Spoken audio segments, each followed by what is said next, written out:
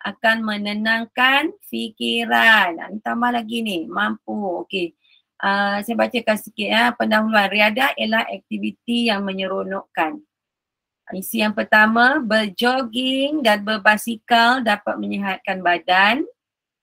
Oleh yang demikian, apabila badan sihat, penyakit berbahaya seperti penyakit jantung, tengok tu awak tambah kan, nampak ya? Awak dapat ni je, berjogging, berbasikal, menyihatkan badan, penyakit berbahaya. Di sini awak boleh selit-selitkan sikit tambahan-tambahan dia. Okay, berjogging dan berbasikal dapat menyihatkan badan. Apabila badan sihat, penyakit berbahaya seperti penyakit jantung dan darah tinggi dapat dihindari. Nampak tak? Awak bagi contoh, masukkan contoh di situ. Okey, untuk isi yang kedua. Okey, yang isi yang kedua ditulis itu menenangkan fikiran. So awak tambah sikit lah ayat tu biar cantik sikit kan. Dengan dengan beriadah mampu untuk menenangkan fikiran dan menenangkan dan melapangkan fikiran daripada segala keletihan dan bebanan kerja yang boleh menyebabkan stres. Jadi awak tokok tambah ayat dia biar nampak ayat tu cantik, penuh. Awak baca pun sedap je ayat tu kan. Okay. Dan tambahlah contoh-contoh yang lain. Okay. Kat sini dia bagi contoh bebanan kerja yang menyebabkan stres. Selain daripada bebanan kerja apa pula? Apa lagi yang menyebabkan stres?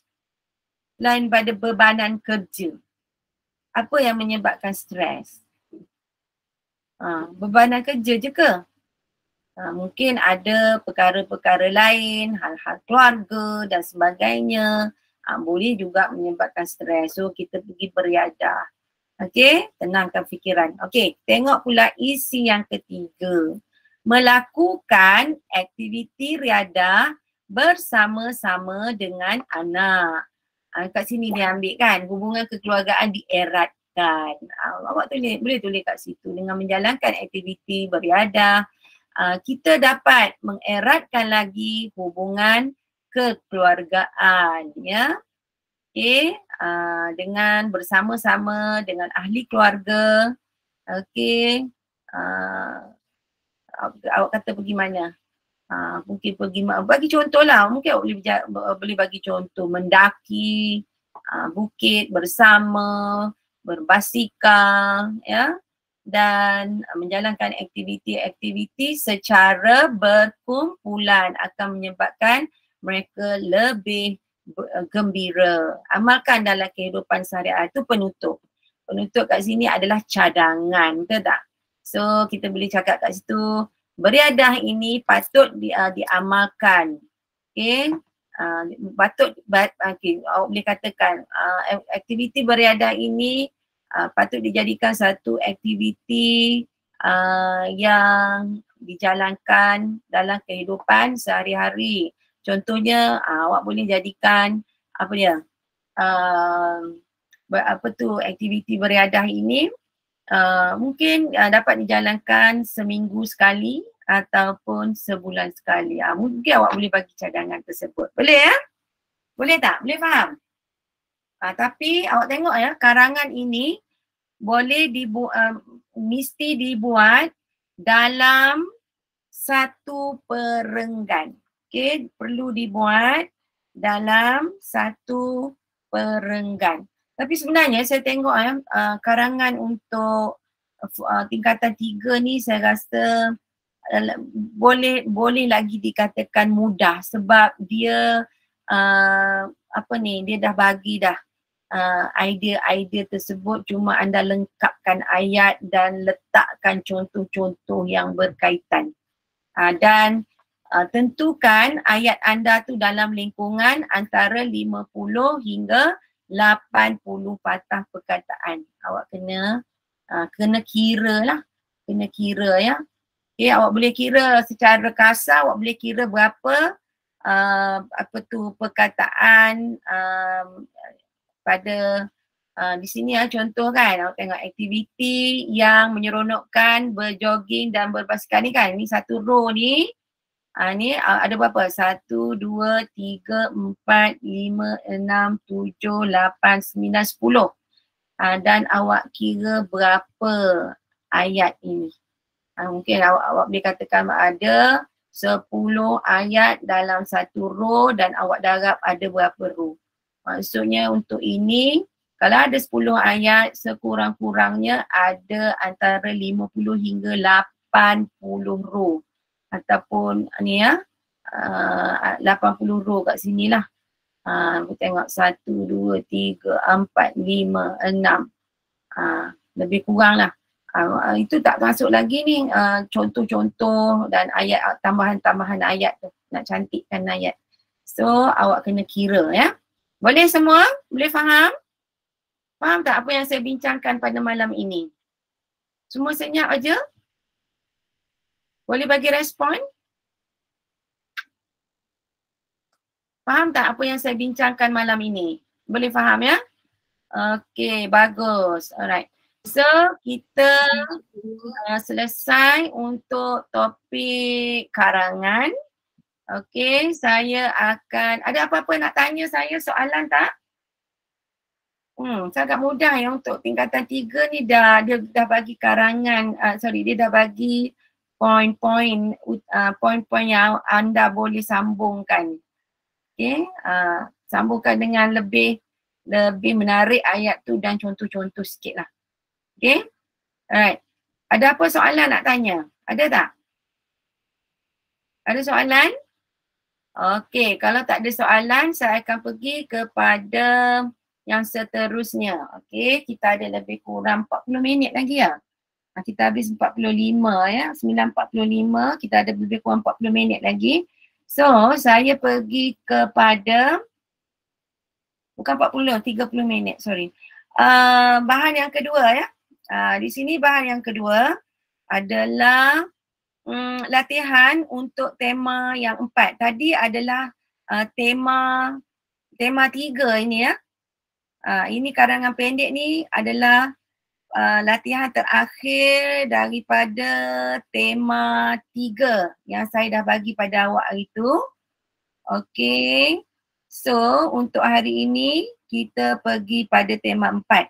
Okay, saya akan upload semula bahan-bahan yang kita bincangkan ini dalam WhatsApp group ya.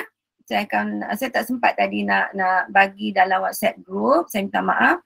Saya akan upload selepas ini supaya awak boleh buat ulang kaji semula.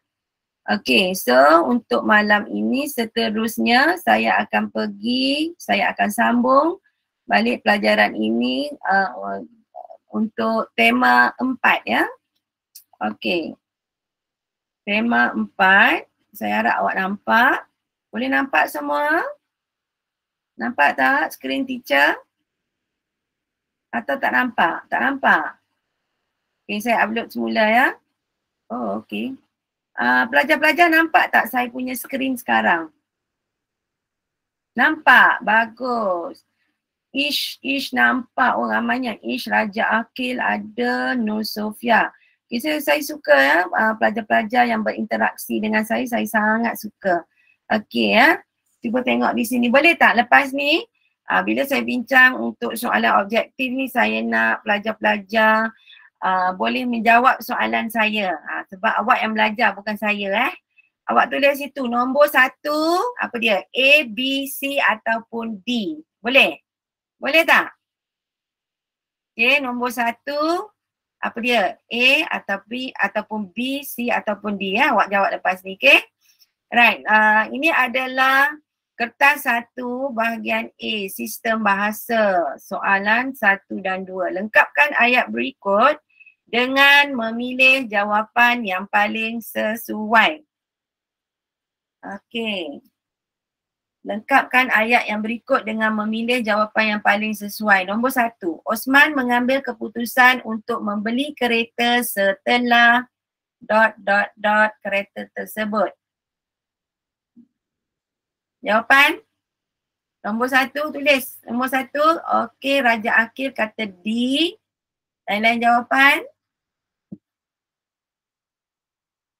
20 orang ni dalam grup ni. Aduh. Okay, harap anda bagi respon ya. Bagus, Raja Akil sangat pantas. Nombor 1 D. Alright, betul. Memandu uji ya. Jawapan dia adalah D. Bagus. D jawapan dia. Alright, kita pergi yang kedua. Lesen memandu kereta hanya boleh diambil ... genap umur 17 tahun.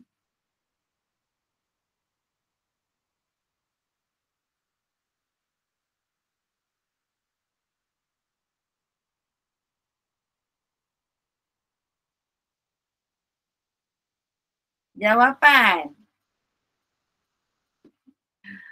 Jawapan? Oh, okey, ramai. Okey, semua suka D ya. Syafidah suka D, Nur Syafika, Cahaya Kasih suka D. Okey. Alright, betul ya. Jawapan untuk nombor 2 adalah D. Lesen memandu kereta hanya boleh diambil apabila genap umur 17 tahun. Bagus ya. Okey, soalan nombor 3.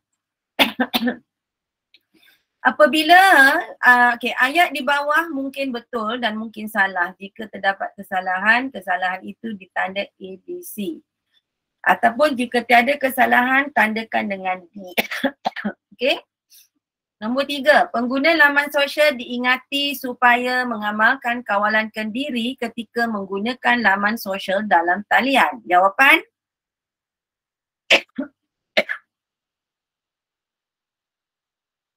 Jawapan untuk nombor 3.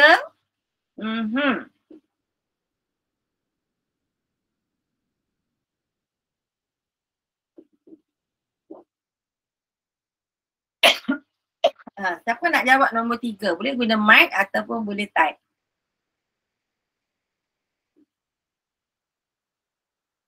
Siapa cepat-cepat jawab. Bagus ha?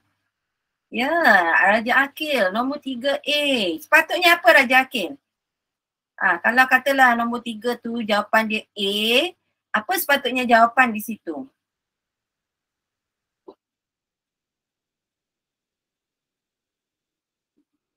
Jawapannya yang sepatutnya ialah pengguna laman sosial diingatkan ya. Diingatkan. Bagus. Okey, betul ya. Raja Akil betul diingatkan. Alright, so jawapan dia adalah di sini.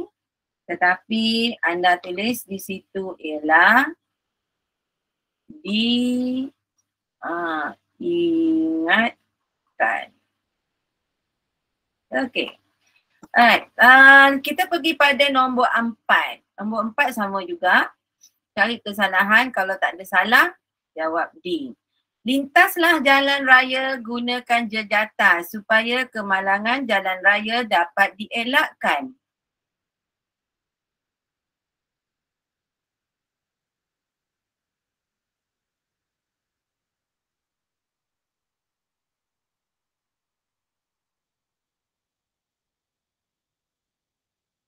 Jawapan? Nombor 4. Apa jawapan dia? Syafidah kata A. A maksudnya melintaslah jalan raya menggunakan jejantas. Ni melintaslah. Yang ni lintaslah. Ni lebih kurang sama ni. Tapi dia ada melintaslah. Ada satu lagi ialah lintaslah. Melintaslah jalan raya guna jejantas. Lintaslah jalan raya gunakan jejantas. Nombor 4. Raja Akil kata B. Syafidah kata A. Okey, saya bagi jawapan ya. Nombor 4, jawapannya ialah B. Lintaslah jalan raya menggunakan jejantas. Ni macam orang tu sedang bercakap, betul tak? Okey, sedang memberitahu. Lintaslah B okey. Alright, so kita pergi kepada nombor 5. Pilih ayat mempunyai maksud yang sama atau maksud yang paling hampir dengan ayat yang dicetak tebal. Okey, jangan Jangan memuat naik status atau gambar aktiviti yang dilakukan ketika kamu sedang bercuti kerana boleh memudaratkan diri sendiri, kata Cikgu Gan kepada murid-muridnya.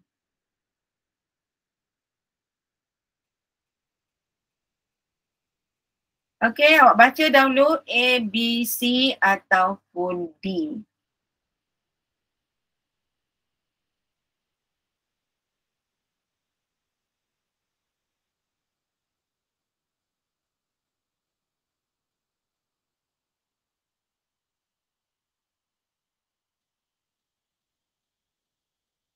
Nombor 5 jawapannya ialah okey, ramai yang suka D. Raja Akil suka D, Sofia suka D. Okey, betul. Jawapannya ialah D. Sebab nampak ayatnya lebih lengkap ya. Cikgu Gan menasihati murid-muridnya supaya tidak memuat naik status atau gambar aktiviti sewaktu mereka sedang bercuti kerana boleh memudaratkan diri sendiri. Okey ya? Sebab apa boleh memudaratkan diri sendiri? Awak tengah bercuti, apa akan jadi? Apa akan jadi? Awak rasa apa yang boleh memudaratkan diri? Mungkin ada orang yang tahu alamat awak, dia tahu awak sedang bercuti, dia akan pergi merompak rumah tersebut. Itu bahaya dia boleh jadi ya. Ataupun stalker tu dia akan ikut awak ya. Awak tunjuk awak pergi cuti situ, awak pergi cuti sini, mungkin ada orang ikut awak. Mengikutilah perkembangan. Okay. Alright, soalan nombor 6. Pilih ayat-ayat yang menggunakan perkataan berhuruf condong dengan betul. Mana satu ni? Okey, pilih ayat yang menggunakan perkataan berhuruf condong dengan betul. Nombor 1, mangsa kemalangan jana raya itu mati di tempat kejadian. Dia nak yang betul Kereta ayah memasuki jalan mati dan terpaksa berundur keluar.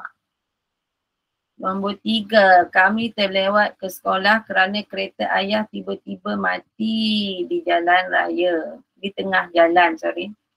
Nombor 4, lesen memandu kamu perlu diperbaharui sebelum tempohnya mati. Yang mana satu jawapannya? Semua tu macam betul je. Sukar nak cari kan. Tapi kalau bahasa percakapan,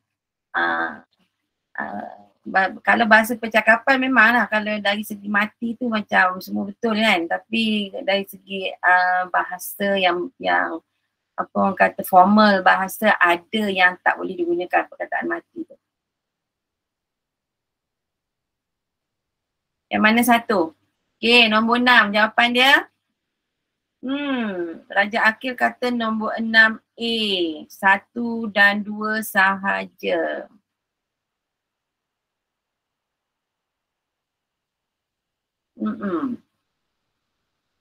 Okey, lain-lain jawapan. Selain daripada A, Raja Akil jawab A. Selain daripada tu, okey, jawapan di sini ialah C ya. Okay, saya terus bagi jawapan di sini ialah C, iaitu okey, C tu kereta ayah tiba-tiba mati di tengah jalan raya. Okey, cuba tengok nombor 4 Nombor 4 ni, okey, lesen memandu kamu perlu diperbarui sebelum sebelum tempohnya. Awak nak kata mati ke tamat? Nombor 4. Awak nak kata mati ke tamat? Untuk nombor 4 Roman tu. Biasanya kita kata tempohnya tamat, betul tak? Tak ada tempoh mati. Tapi ada juga orang kalau dari segi bahasa pasal dia cakap tempoh je nak mati. Contoh macam tu kan. Tapi bahasa yang dari segi bahasa yang formal tak boleh guna. So nombor 4 ni dah salah dah. D dah out, B pun dah out. So tinggal 1, 2, A ataupun C. Jadi di sini untuk lesen memadukan perlu sebelum kereta ayah tiba-tiba mati tengah jalan raya tu boleh diambil kira di situ Okey, ni maknanya betul nombor 3 ni. 1 dan 2 tu memang betul. Nombor 3 tu betul Okay, so maknanya B dan D dah out sebab nombor 4 salah. Okay, boleh faham tak? Ya betul. Raja Akil. Tempohnya tamat. Okay, kita pergi seterusnya kepada nombor, dah habis dah. Dan soalan objektif ini, soalan pilihan ini dah tamat pada nombor 6 ya. So kita pergi pada latihan yang seterusnya, iaitu bahagian A, pemahaman teks. Baca sajak di bawah dengan teliti. Kemudian jawab soalan-soalan yang berikutnya. Disuruh baca dulu. Okey, saya bacakan untuk kamu ya. Suara nyaringnya tidak lagi gah, bergema. Ketika temulang kudratnya bergetar di tengah rimba. Ia tidak lagi mampu menobat tahta. Mengorak telapak di tanah menghijau. Okey, saat itu sebab menyentak dahan kalbu. Kalbu tu hati jantung. Dedaun resah mula berguguran. Pepohon batin akhirnya tumbang. Akarnya menguncup di perdu harap. Hari ini dia cuba bangkit dengan kekuatan kaki, menghambat waktu yang bersisa, walau dalam jera lelah, seakan dibelenggu setiap inci jiwa raga, bimbang tersadung akar dan jerat. Sang kijang lebih berhati-hati menapak, miski dalam peribadi yang keruh, di redah belantara yang mula teduh. Nun jauh di batas nuraninya, dia tetap menjinjing tekad dan tabah. Terus mengorak penuh berhemat dengan akal dan hati. Dia tidak lagi gundah, menyusun gerak dan langkah. Okey, dipetik daripada sajak kijang yang lelah. Okey. Alright, so kita tengok soalan apa yang dibagi ni. Ada 4 soalan di sini ya. Baris menghambat waktu yang bersisa. Awak tengok tu. Baris yang ketiga sebelah kiri tu. Dia cuba bangkit dengan kekuatan kaki menghambat waktu yang bersisa. Bermaksud A, tidak berdaya menghadapi dugaan hidup. B, menghabiskan sisa-sisa hidup. C, menempuh pelbagai halangan. Dan D, menghadapi cabaran hidup.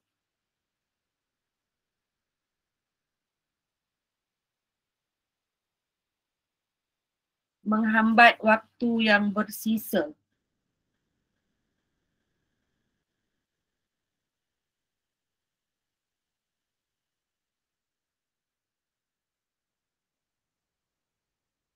Okey, jawapan nombor 1 ialah apa? Siapa nak jawab? Ada 20 orang kat sini ya. Cuba jawab. Boleh guna mic kalau nak terus. Nombor 1 ini, apa jawapan dia? Dia punya jawapan tu akan-akan, dekat-dekat. Jangan nampak kan? Macam kita agak keliru nak jawab yang mana kan? Tapi baca betul-betul lah. Menghambat waktu yang bersisa.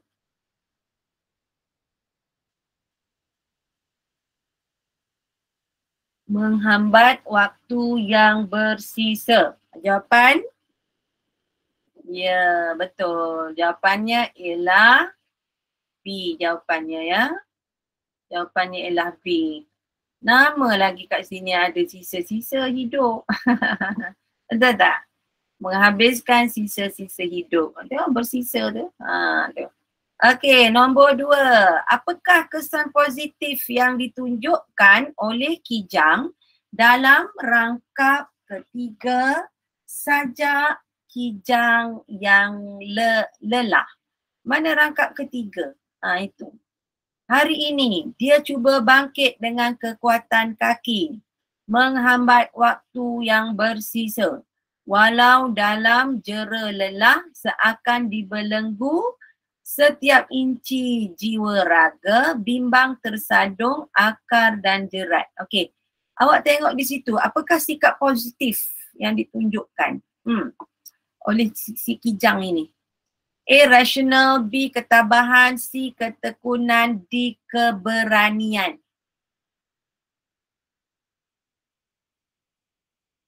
Jawapan yang ini menunjukkan apa?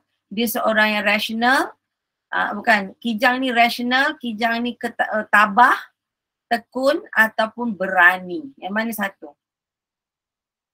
Walaupun jera lelah, susah macam mana pun seakan dibelenggu setiap inci jiwa raga.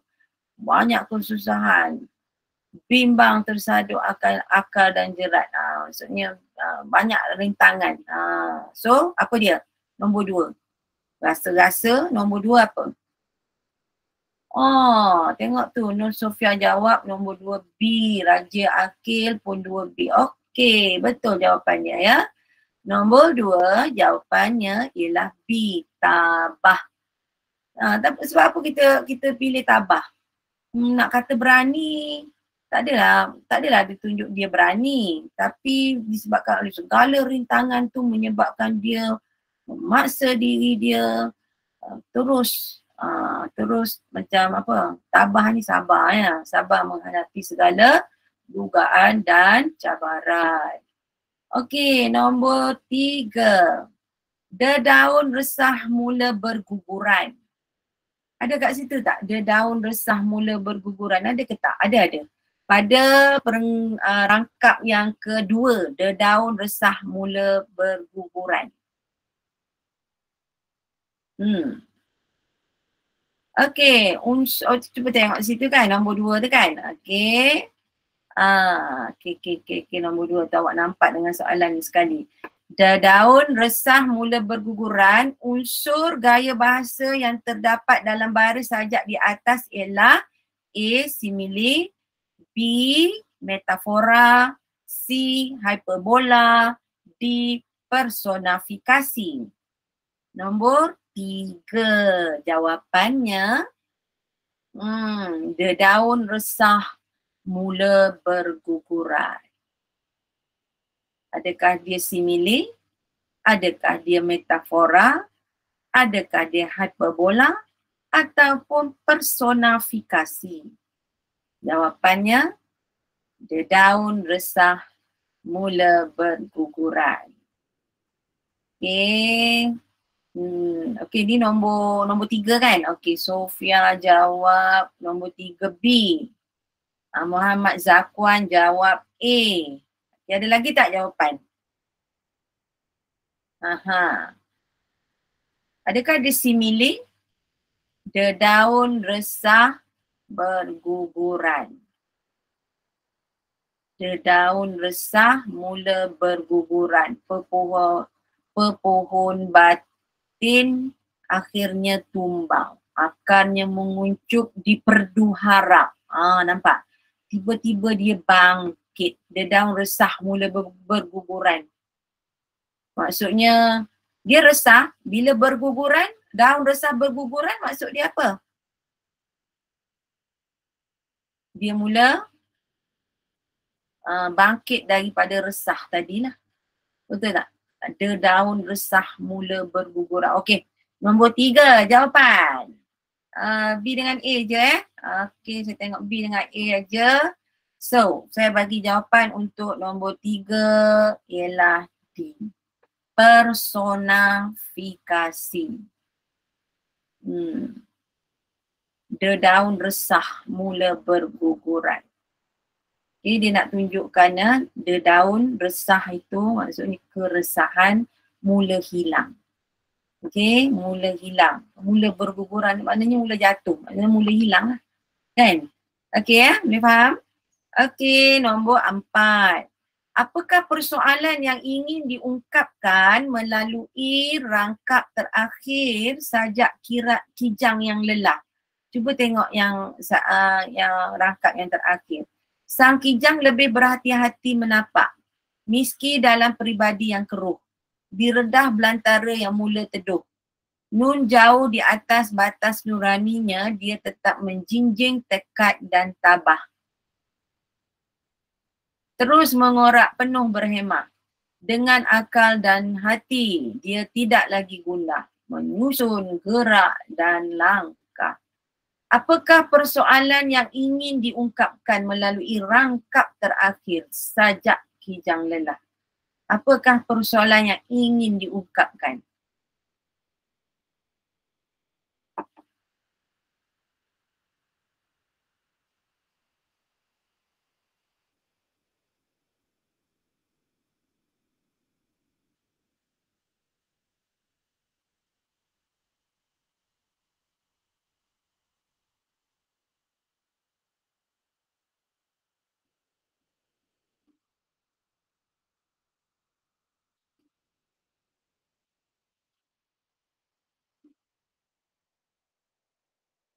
Jawapan dia untuk nombor 4. Ada jawapan tak nombor 4? Dia nampak macam mencabar jugalah nombor 4 ni. Kita nak tengok balik. Ataupun saya kecilkan supaya nampak semua. Boleh tengok? Boleh nampak tak kalau saya kecilkan? Jelas tak? Kalau saya kecilkan macam tu boleh nampak Kijang lebih berhati-hati menapak meski dalam peribadi yang keruh, diredah pelantara yang mula teduh. Nun jauh di batas nuraninya, dia tetap menjinjing tekad dan tabah, terus mengorak penuh berhemah dengan akal dan hati, tidak lagi gundah, menyusun gerak dan langkah. So, jawapan yang mana yang paling sesuai? A, B, C ataupun D?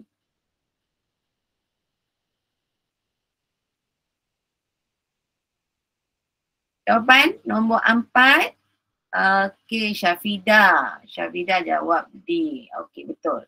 Ingat tidak berlengah lagi saya. Okey. Saya beri jawapan adalah D ya. Nombor 4 adalah D. So, tengok kalau D ni kan sebab dia kata apa? Terus mengorak penuh berhemah dengan akal dan hati. Tidak lagi gundah menyusun gerak dan langkah. Nombor 4 jawapannya ialah D. Okay, boleh? Boleh faham ya? Syafidah betul Okay, bagus. Alright, kita ada lagi tak kat sini? Apa ada lagi bahan di sini? Oh, panjang ni ya. Ini apa ni? Kita ada lebih kurang 15 minit. Kita tengok ada lagi tak bahan selepas ini. Ini adalah 3 soalan karangan. Ini karangan. Ini last sekali karangan ya. Okay, so kita pergi kat sini lah. Alright. Jelas tak kalau saya tunjuk sini? Ke awak nak suruh saya zoomkan lagi? Ya, nak suruh zoom ke awak boleh nampak ni? Saya pun tak nampak ni. Saya baca macam ni Okay. Alright. Ini adalah bahagian C, pemindahan maklumat, ringkasan. Okay. Tengok tingkatan 3, ringkasan dia lebih terarah ya. Dia bagi awak panduan ya. Baca petikan di bawah dengan teliti. Berdasarkan petikan tersebut, tulis sebuah ringkasan tentang peranan ibu bapa dalam menangani ancaman buli cyber. Panjangnya ringkasan anda hendaklah tidak melebihi 100 patah perkataan. Anda digalakkan supaya menggunakan ayat anda sendiri tanpa mengubah maksud asal petikan. Okay, so kat sini awak kena buat ringkasan. Okay, awak boleh baca kat sini ya. Dia dah garis dah siap untuk awak Oh, dia dah bagi garisan dah. Okay, ancaman buli cyber di media sosial sering kali berlaku dalam kalangan pelajar dan golongan remaja. Gejala ini menjadi satu jenayah baru yang mampu memberikan implikasi yang negatif sekiranya tidak ditangani secara serius oleh semua pihak. Hal ini, okay, cuba tengok apa sebelah ni. Kuasai kata kosakata. Okey. Mana dah? Hal ini dikatakan demikian kerana buli cyber berupaya untuk mempengaruhi keadaan mental dan emosi seseorang. Oleh hal yang demikian, gejala buli cyber tidak seharusnya dipandang remeh dan perlu dicegah dari akar umbi lagi. Sebagai ibu bapa, ni peranan ibu bapa penting ya. Kita tidak boleh menjadikan dunia ini tempat yang betul-betul selamat untuk anak-anak, tetapi kita harus mencuba supaya sedaya upaya untuk sentiasa bersama mereka bagi memberi kaunseling, ketenangan dan keselamatan. Pendidikan dan kesedaran sangat penting untuk memastikan anak-anak tidak menjadi mangsa ancaman buli cyber. Ibu bapa perlu mengawasi penggunaan internet anak-anak mereka. Ibu bapa harus mengetahui jenis platform ataupun rangkaian sosial yang perlu dilayari anak. Kongsikan panduan penggunaan internet dan tetap peraturan asas untuk melindungi mereka daripada sebarang risiko. Jika anak-anak melanggar peraturan, ibu bapa boleh menghadkan akses internet untuk satu tempoh yang dipersetujui. Selain itu, ibu bapa perlu memasang aplikasi yang boleh menyekat laman sesawang yang tidak berfaedah seperti pelindung privasi ataupun kawalan ibu bapa di media sosial yang dimiliki oleh anak-anak. Sementara itu, ibu bapa juga seharusnya melengkapkan diri dengan pengetahuan keselamatan cyber dan buli cyber, serta memastikan anak remaja juga memahami tentangnya. Sekiranya anak mengetahui dibuli, mengakui dibuli, mereka mengetahui tindakan yang sewajarnya diambil. Jika pembuli adalah seorang yang dikenali oleh mereka di sekolah, mereka perlu membuat aduan kepada pihak sekolah. Jika ditelusuri dengan lebih mendalam, ibu bapa juga harus mendidik anak-anak agar tidak mendedahkan maklumat pribadi di internet atau memberitahu kata laluan mereka kepada sesiapa pun yang sentiasa log keluar daripada akaun selepas menggunakan laman sosial. Jika seseorang menghantar mesej kesan atau mengugut, anak-anak perlu dididik supaya menyimpan atau mencetak mesej itu untuk dijadikan sebagai bahan bukti, dipetik dan diubah suai daripada ancaman buli cyber di media sosial.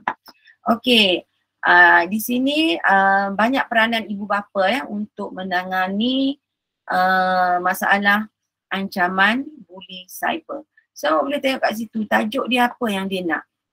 Tulis sebuah, okey ni saya underline. Tulis sebuah ringkasan tentang peranan ibu bapa dalam menangani ancaman buli cyber. Itu yang penting. Awak kena tahu apa yang dia nak. Apa soalan yang dia nak awak buat ringkasan ini. Okey, peranan ibu bapa dalam menangani ancaman buli cyber. Okey, so menariknya awak boleh lihat di situ dia dah bagi ke awak dalam bentuk yang telah terarah ya, karangan yang telah dibantu oleh mereka. Antara peranan ibu bapa dalam menangani ancaman buli cyber ialah apa? Ni 1, 2, 3, 4, 5. Banyak tu. Mereka perlu apa? Siapa nak jawab? Awak lah yang jawab kan. Antara peranan ibu bapa dalam menangani ancaman buli cyber ialah apa dia? Antara kan? Antara. Banyak kan? So awak ambil lah salah satu kat sini. Mengawasi pengguna internet, mengetahui jenis platform.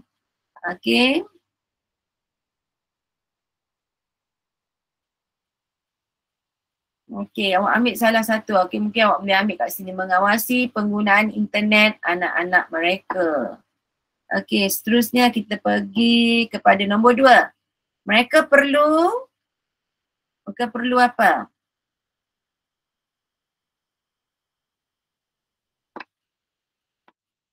Ini awak boleh lihat. Ini nombor 1. Mengawasi.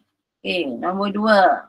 Ini nombor 2. Mereka perlu mengetahui. Nampak tu? Sebab ada perkataan mengetahui ya. Nampak tu?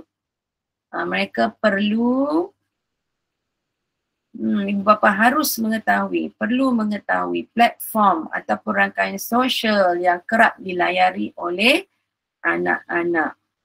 Okey, seterusnya kita pergi kepada nombor 3. Dalam masa yang sama, ibu bapa perlu apa? Nombor 3, untuk melindungi anak mereka daripada risiko. Ibu bapa perlu buat apa?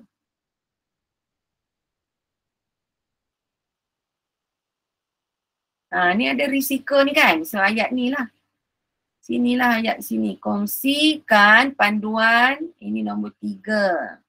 Kongsikan panduan penggunaan internet dan tetapkan peraturan asas untuk melindungi mereka daripada risiko. Itu ada risiko dah ada kat sini kan. Okey, seterusnya. Selain itu, ibu bapa perlu, okey, yang mana tu? Perlu apa? Ini ya, nombor 4. Perlu memasang aplikasi yang boleh menyekat nama seseorang yang tidak berfaedah. Okey. Mereka juga perlu nombor 5. Ini nombor 5. Masukkan itu yang telah digariskan itu. Itu nombor 5. Melengkapkan diri dengan pengetahuan keselamatan cyber dan buli cyber. Okey. Dan agar tindakan yang sewajarnya dapat diambil jika anak menjadi mangsa buli cyber. Akhir sekali, sebagai bahan bukti. Akhir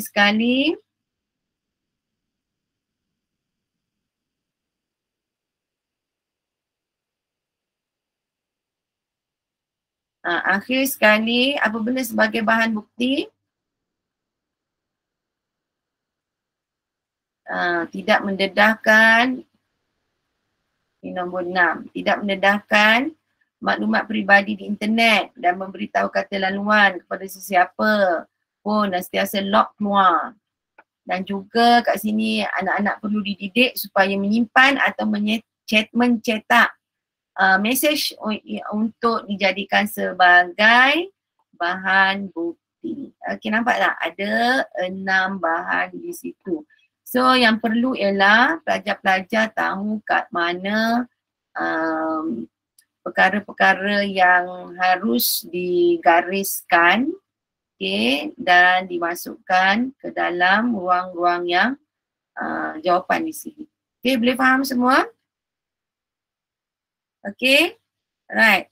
Tinggal berapa orang lagi? Ada 20 orang. Terima kasih masih lagi berada dalam kelas online ini. Okay, so saya harap pelajar-pelajar semua faham akan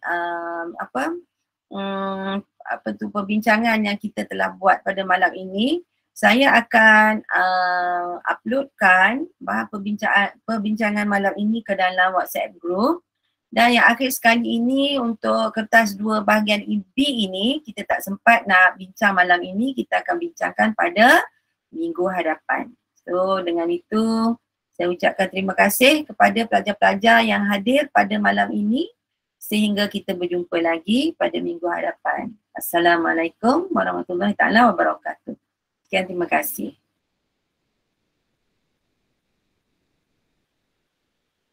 Terima kasih semua.